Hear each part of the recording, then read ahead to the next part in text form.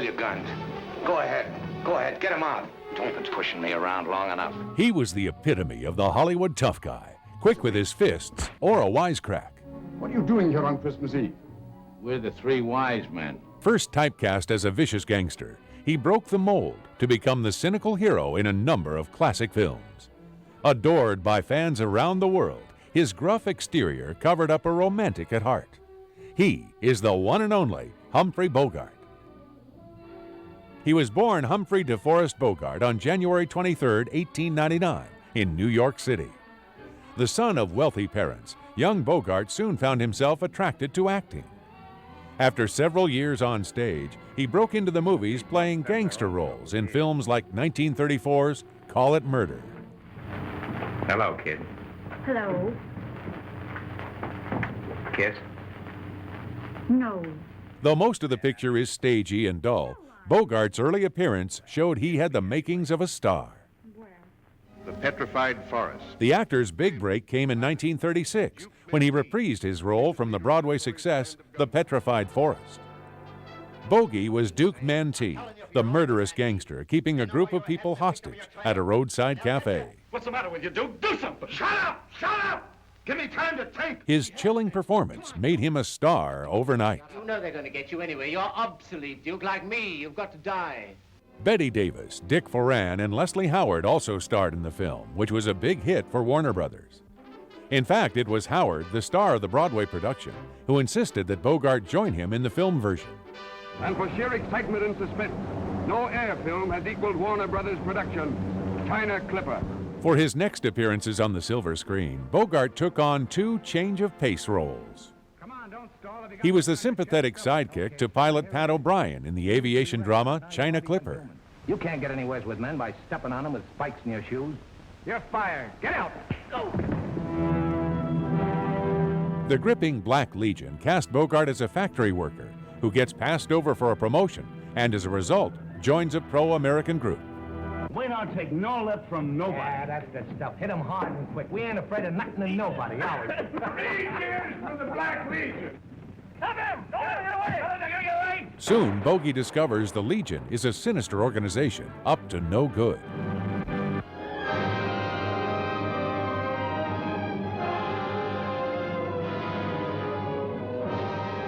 Bogart stayed on the right side of the law for 1937's Marked Woman. Please don't ask me to talk. He'll kill me. Now, you help me to prove that he was responsible for this, and I'll put him where he won't kill anybody. Betty Davis was the title character, a dance hall girl working for evil gangster Eduardo Cianelli. Bogart was the crusading DA trying to get Davis to testify against her boss. Dead End presented a sobering look at life in the tenements of New York City. Based on a stage play, the film put Bogart back in a life of crime. With blood on his hands, a price on his head. Mom! Ain't you glad to see me? He was a tough hoodlum who returns to his old neighborhood and finds things just as bad as when he left. The acclaimed picture also starred Sylvia Sidney, Claire Trevor, Joel McCrea, and in their screen debuts, the Dead End Kids.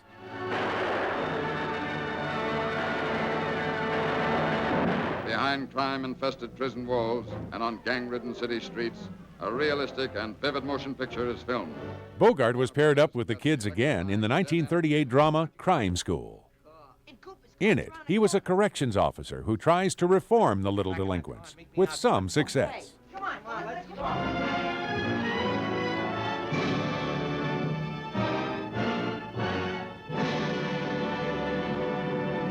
From the meeting of this strange pair evolves the most devastating blast of drama to hit the screen since Public Enemy, Angels with Dirty Faces.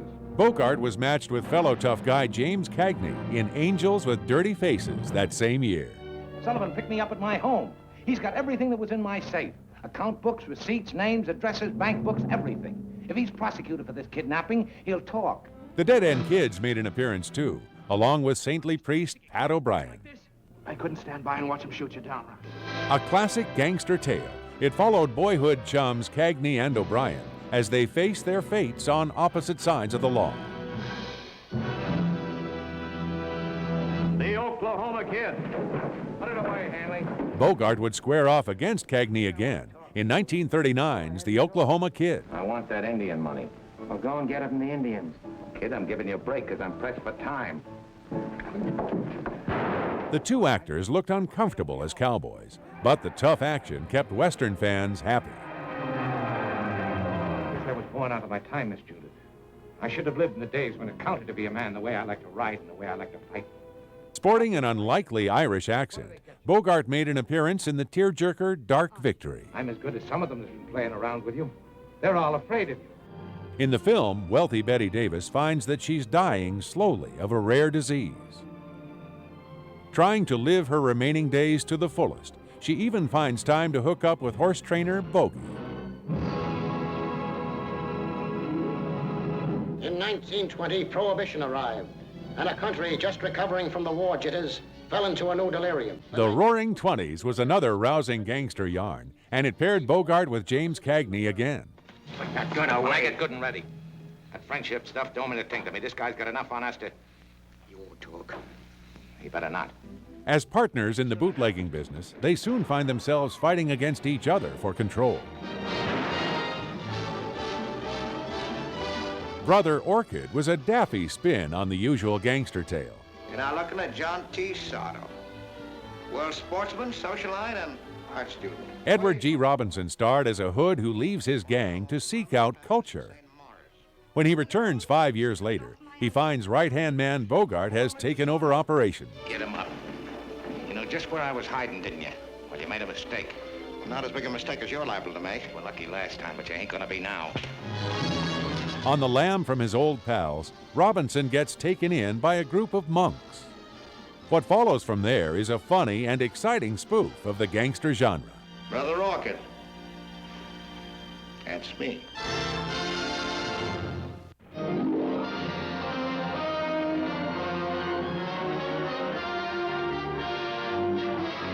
We gotta try to head him off. Now watch out he don't cut into us. In the tense They Drive By Night, Bogart and George Raft played brothers who struggled to keep their trucking business on the road. With Ann Sheridan and Ida Lupino along for the ride, the action-packed excitement didn't slow down for a minute.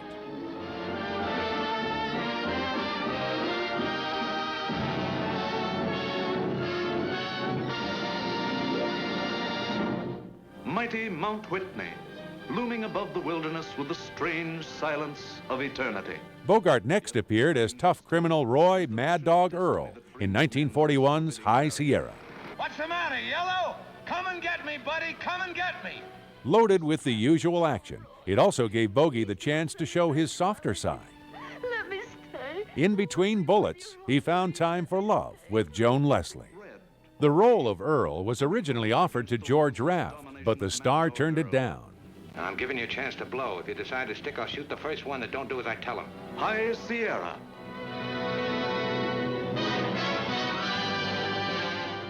Haven't you tried to buy my loyalty with money and nothing else? What else is there I can buy you with? He also refused the next role Bogart took as Sam Spade in John Huston's classic mystery, The Maltese Falcon.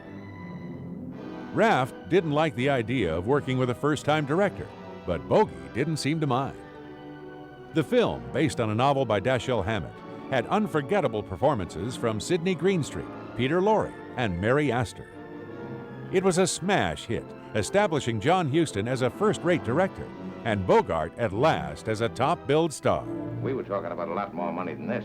There are more of us to be taken care of now. Well, that may be, but I've got the Falcon. You may have the Falcon, but we certainly have you.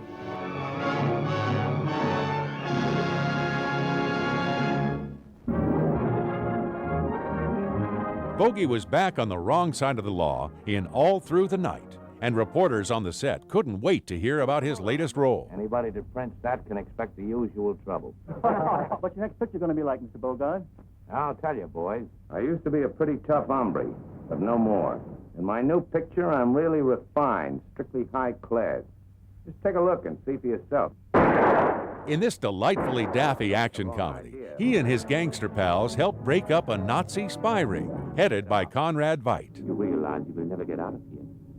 Right now, I could be dealing myself a straight flush. Old foe Peter Lorre also provided menace as a sneaky bad guy. And know he must have been trying to tell me something, show me something.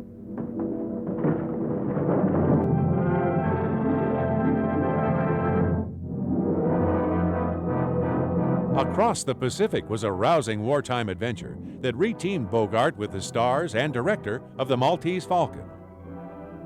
Bogey was a spy in this one, trying to stop the villains from blowing up the Panama Canal. Mary Astor was on board for romantic interest, and Sidney Greenstreet provided the villainy in his own unmistakable style. Remember, Mr. Leland, it's your place to answer questions, not to ask. Sorry, I'm a little new at this game.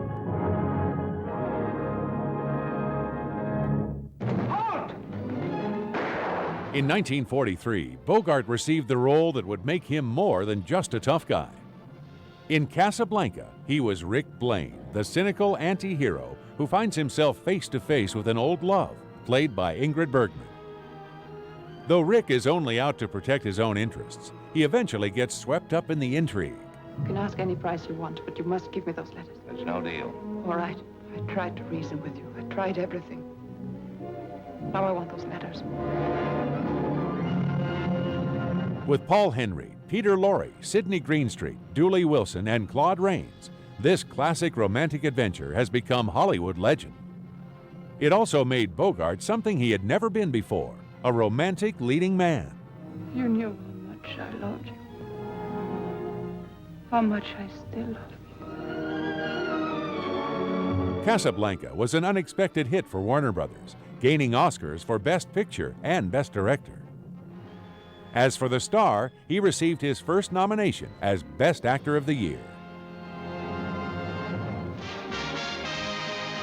Bogart spoofed his own tough guy image in the all-star wartime review, Thank Your Lucky Stars. I start this conversation. No. You get out and stay out and never come back. You understand? Gee, I hope none of my movie fans hear about this. Under the leadership of Matraque, their amazing odyssey carries them through trackless jungles and over hostile seas. In 1944, he booked a Passage to Marseille. Reteamed with Casablanca director Michael Curtiz and many familiar co-stars, the film gave Bogart fans plenty of excitement.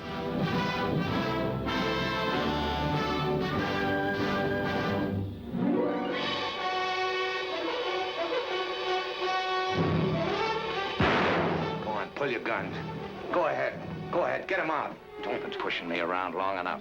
In 1944, Bogart teamed with newcomer Lauren Bacall in Howard Hawks' To Have and Have Not.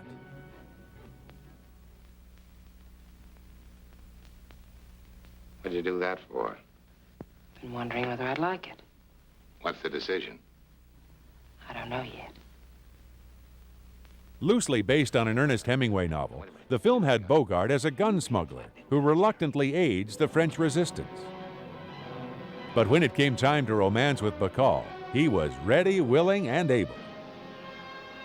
Bogart fell for her off-screen as well, and Bacall's sharp wit and no-nonsense attitude made them a perfect match.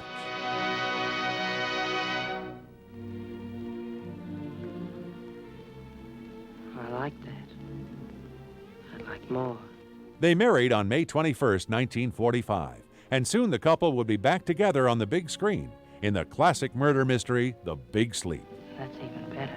Based on the novel by Raymond Chandler, the film had Bogart stepping into the shoes of another famed fictional detective, Philip Marlowe. Though the plot was so convoluted that even author Chandler didn't know who committed one murder, audiences didn't seem to care. Comprehensible or not, the film was a big hit, and the Bogart-Bacall pairing was a match made in movie heaven.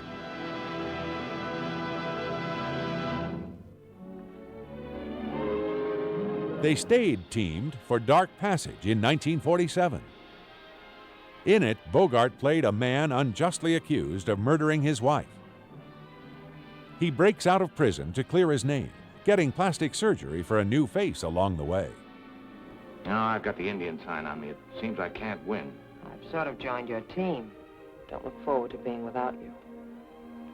When I leave here, you're off my team. Our hero comes out looking like Bogey, which suits co-star Bacall just fine.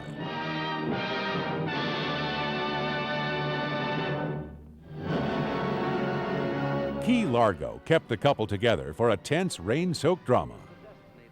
In it, a group of people are held hostage at a Florida hotel by gangster Edward G. Robinson. Smacking her isn't enough for such an insult. He'd have to kill her. Then he'd have to kill the rest of us because we witnessed it. But to kill us all or nothing. Tense and exciting, the film also starred Lionel Barrymore, Thomas Gomez, and in an Oscar-winning performance, Claire Trevor. Up into the forbidding majesty of the great Madre Range go men. Bogart took on an unsympathetic role in 1948's The Treasure of the Sierra Madre.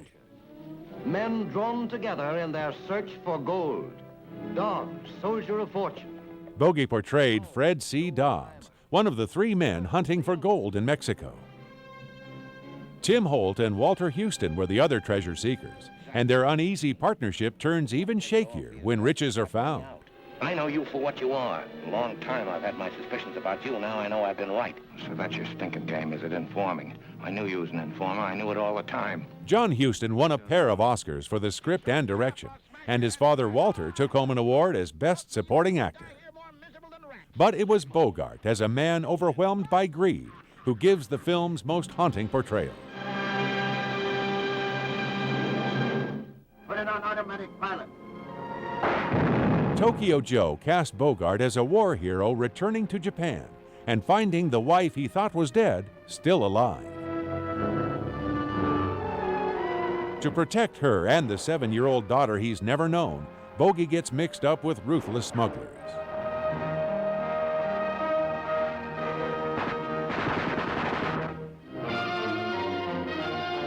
In 1951's Chain Lightning, Bogart flew the skies as a test pilot working for industrialist Raymond Massey. In between flights, there was time for romance with the lovely Eleanor Parker. You taught me quite a few lessons. Suppose we could have got married that night in London. That would have made everything just perfect for you, wouldn't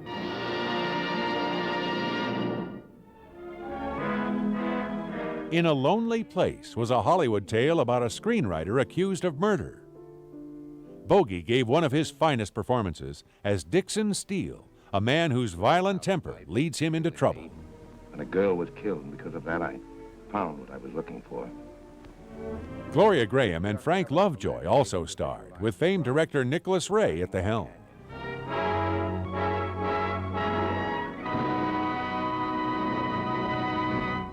It's Humphrey Bogart in the most driving role of his career, as the relentless manhunter the underworld knew as the Enforcer. Bogart was a heroic DA going after underworld big shots in The Enforcer. With Everett Sloane, Ted DeCorsia, and a young Zero Mostel, this tough drama kept audiences and critics happy.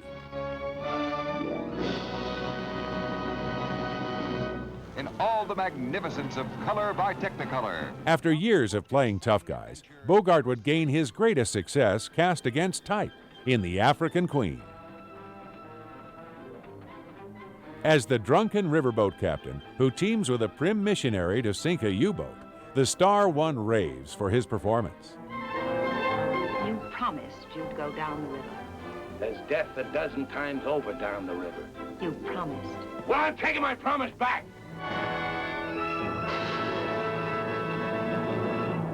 Making an unlikely yet perfect match with Katharine Hepburn, Bogey took home the Best Actor Oscar for the role. Directed by old pal John Huston, the film delighted audiences and critics alike.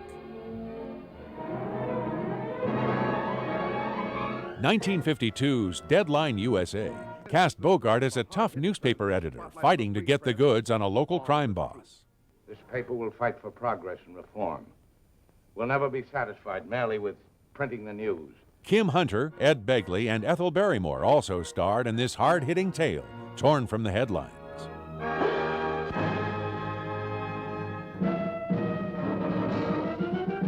In 1954, the busy Bogart appeared in 4 features, including a re-teaming with John Huston for Beat the Devil.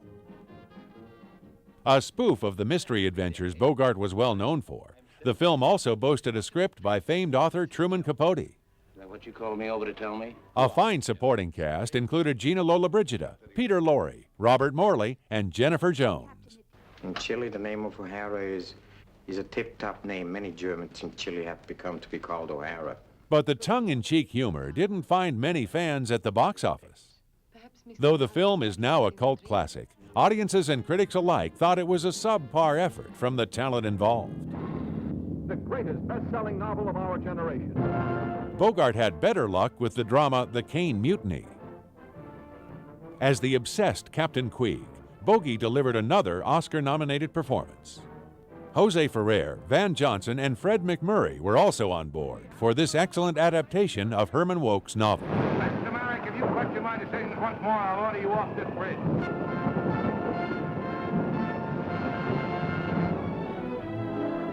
Billy Wilder's Sabrina offered a comedic change of pace for Bogart. The tale of a young girl and the two rich brothers who fall for her, it presented a fine cast at their best. Along with beautiful Audrey Hepburn and roguish William Holden, Bogart helped make the film delightful romantic fun. How do you like those legs now? David. Aren't they something? David. The last pair of legs that was something cost the family $25,000.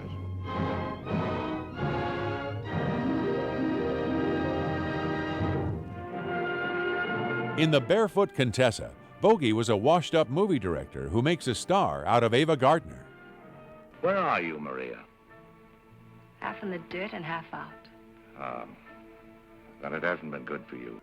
This colorful romance was a big success, and co-star Edmund O'Brien won an Oscar for Best Supporting Actor.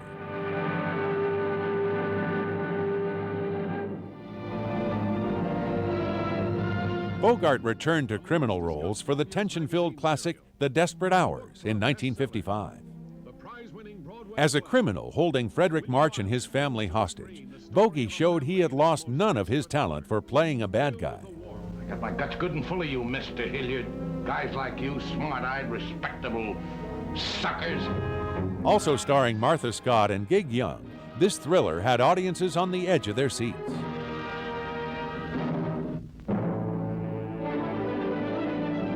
One of Bogart's final films was an offbeat comedy called We're No Angels. Bogey played the leader of a trio of convicts who escaped Devil's Island and hide out with a French family. A fun romp filled with great performances. The film also starred Aldo Ray, Peter Ustinov, Basil Rathbone, and Joan Bennett. By the time the film was released, Bogart was already a dying man.